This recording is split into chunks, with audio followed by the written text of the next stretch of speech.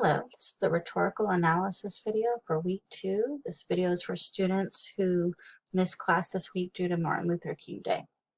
In this video, I'll give some tips on rhetorical analysis beyond the reading and amplify it, the before class reading that is. We'll do an example and practice, and we'll look at the assignment sheet.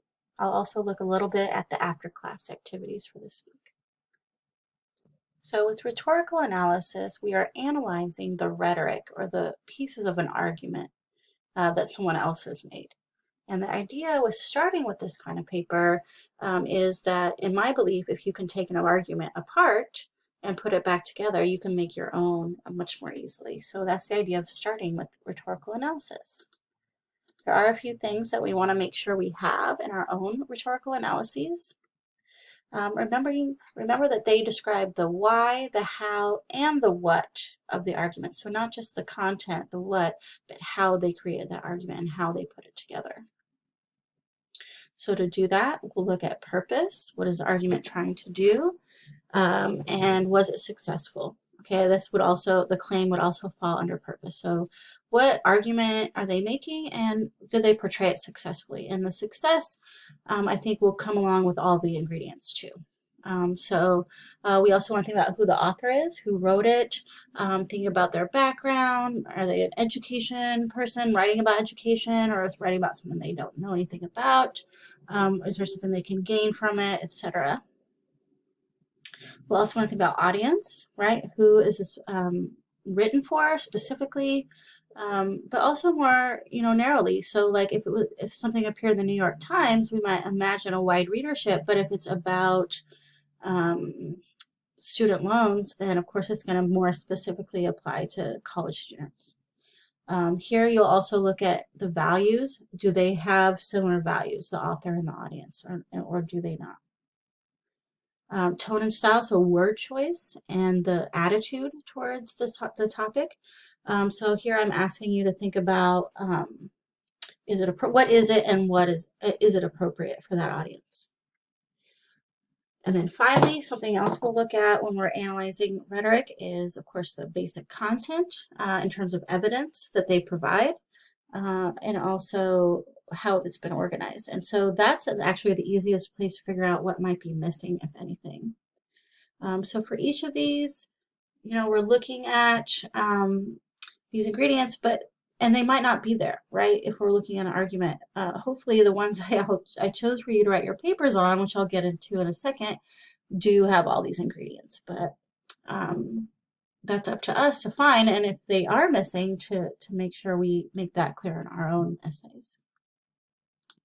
So I had you guys look at a couple example rhetorical analyses along with reading about rhetorical analysis. So a couple notes on those examples. Look carefully at their works cited pages, because you're going to have one too. You will have at least one source on this paper. It's the article you'll be analyzing. So kind of take a note from that. We are going to work on formatting and things like that next week in week 3. However, which is the one in the Everything's an Argument book, the big one, is a good example of an analysis that shows criticism and praise. So what I've seen in the past is some students struggle with, like, oh, it's a terrible essay and I'm trying to, find something else bad about it. Well, it doesn't have to be all. You can have some criticism and some praise. Okay, so don't feel like it has to be all one or the other. Thinking about your thesis. So thesis is a big thing with rhetorical analysis, because sometimes students struggle to make a judgment. And I'm going to actually return to this point after our activity. So let's get to the activity. So what I'm going to have you do is watch a video. I'm going to put a link to that video in the email where I'm sending this video.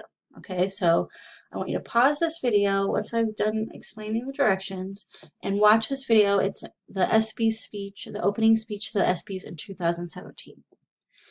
While you're watching that video, I want you to answer some questions depending on your last name. So we're going to break out those 5 ingredients that I just talked about, and I'll return to that screen.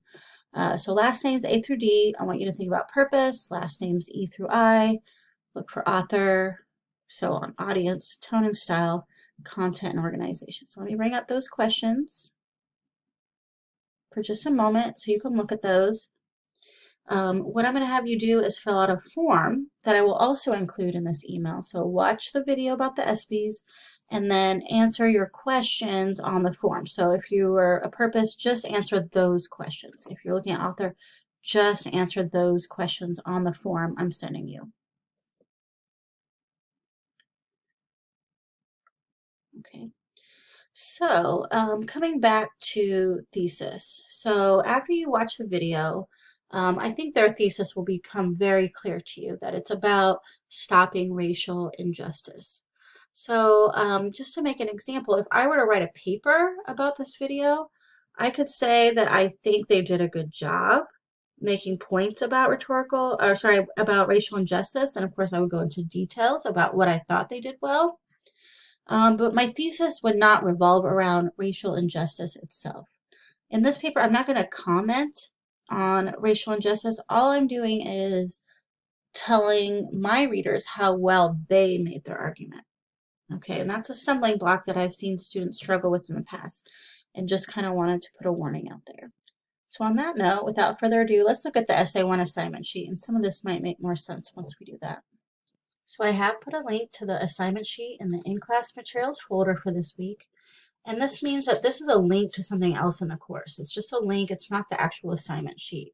It does take us to where the assignment sheets always live, and that's in the syllabus and course documents folder. And then within that folder is the essay need to know folder. So all assignment sheets and things like that will live here permanently.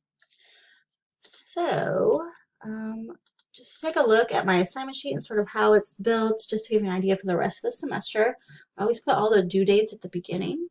And I am a big proponent of scaffolding assignments, so giving you those or requiring you to turn in your process work, because I don't think it helps students to just say, here's an assignment, come back with a final draft in 4 weeks. 4 weeks while we're trying to learn how to write them. So I'm going to have you guys do a plan page. I'll talk about that in this video. Next week, in week 3, we're going to talk about tutorials, as well as the outline and works cited page. Those are due at the end of the next week. Into week 4, we're going to have tutorials. You'll turn in a second draft. I'll talk about that in this video, and have 3 specific questions that we can talk about during your tutorial. After that, you'll fill out a revision plan, which is basically just explaining the feedback you received and what you want to do with it. And the final drafts are due the February 7th. That's the end of week 4. And you'll also write a rhetorical reflection. I have students do that after every essay, and it's just a way of sort of solidifying what you learned and went through during the process of that particular essay. So in terms of the specific assignment, of course, we'll be doing a rhetorical analysis, specifically an editorial. So those are explicit arguments. They're deliberately meant to persuade. Politicians, educators, and leaders influence their audiences using specific rhetorical devices. So it's important to study powerful language that is carefully crafted and arranged to figure out how it works, so that we can then create our own carefully crafted and arranged arguments. So these are mostly just notes that I just went over. And again, we don't comment on the issue in this essay. We only comment on how well they made their argument. So we can make an opinion. It's just not about the issue. It's about how well that other person wrote about the issue. Here are the ingredients that I also covered in this video. I listed the page numbers for those 2 examples you guys already read, but I also noted this was not assigned, but it's the Guide to Rhetorical Analysis. It's at the end of this chapter. So if you have the ebook, it's just that chunk there at the end. It's yellow in the regular book. But that's a step-by-step guide. So, you guys learned about the writing process in Comp 1, but here in Comp 2, I don't feel the need to go over every step. So if you do get stuck along the way, the guides, there's one for each chapter, will help you maybe get unstuck if you're stuck in a certain spot. So let's get to some specifics. What you're going to be doing actually is analyzing one editorial from a list that I'll show you here in a minute. It's the Essay 1 Editorials tab. I am allowing students to write about an editorial that's not on this list, but I want you to email me a link if you want to do it that way, just because I want to make sure it is an argument. Otherwise, this assignment won't work. So that's your one source that you'll definitely have for this paper that will definitely be on your works cited page. Now I'm allowing students to bring in one other neutral source if they choose to. So this would be like a contextual, source, like if you want to bring in background on the author, or for example, on the SBs, if I was writing my paper on that, on the SB speech, I might say, do some research on other athletes who are activists and bring that in information to show, of course, as it's relevant to the topic. Again, I'll talk about the plan page in this video. We'll look at these things in week 3. For your Zoom tutorial, I do ask that students turn in second drafts. I don't require students to turn in their first drafts, but what I'm asking you to do is go ahead and revise and edit it some before your tutorial so that it's actually readable by someone else. So not that first copy where you just get everything out, but after you begin to polish it a bit. In terms of the final draft, I would like it to be 3 to 4 pages. That does not include the works cited page. We're going to go over formatting next week, so I'll talk more about some of that stuff, although again, it should be familiar to you, at least the formatting part from Comp 1.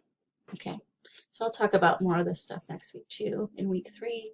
And then the last thing I want to look at is the portfolio checklist, the last thing I want to look at here.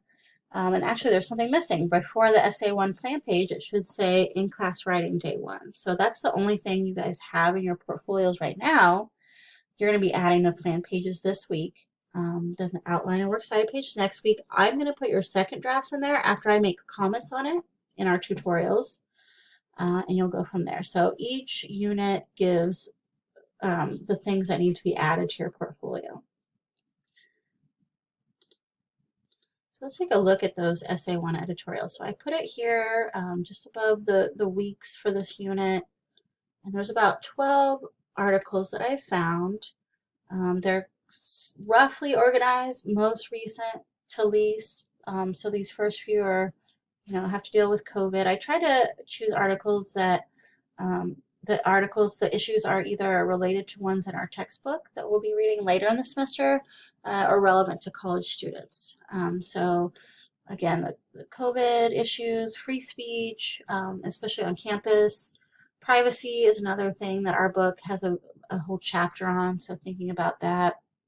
The purpose of college, mandatory voting. I had a kind of duality here, too, where one is for it and one is against. So, of course, you would only pick one, and then one about student debt. So the Essay 1 assignment is to choose one of these readings and analyze it. So what I would suggest doing after you've done the reading for after class this week, scan through these. You don't have to read every single one, but give them a good scan and pick an essay that you are drawn to, not just because it's short. It's the shortest one. That's happened before in the past. I swear half my students just chose one because it was short, and it actually ended up being the most difficult to analyze. So keep that in mind. And so once you've chosen your article, that's when you'll move on to the Essay 1 plan page. Okay, so you've done the readings. There's another video you'll watch. Everyone will watch for after class. And then the Essay 1 plan page is basically creating a Google Doc, right? So in your portfolio, just like we did with our first day in-class writings, go to your portfolio, add a Google Doc, and copy and paste this into that doc, and then answer those questions about your article. So the thing about this is a brainstorming, okay? It's not a rough draft. So you're not going to just take this and polish it and turn it into an essay. But what you are going to do, or what it will do, is give you a lot of ideas that you can use for your essay. You're not going to use every single idea, right? You might decide that tone and attitude is super important, but maybe organization is just not that interesting, or not relevant to the analysis. So you'll pick and choose from this plan page what you'll actually put into your paper. So that's it for the week 2 in-class video. Please shoot me an email if you have any questions.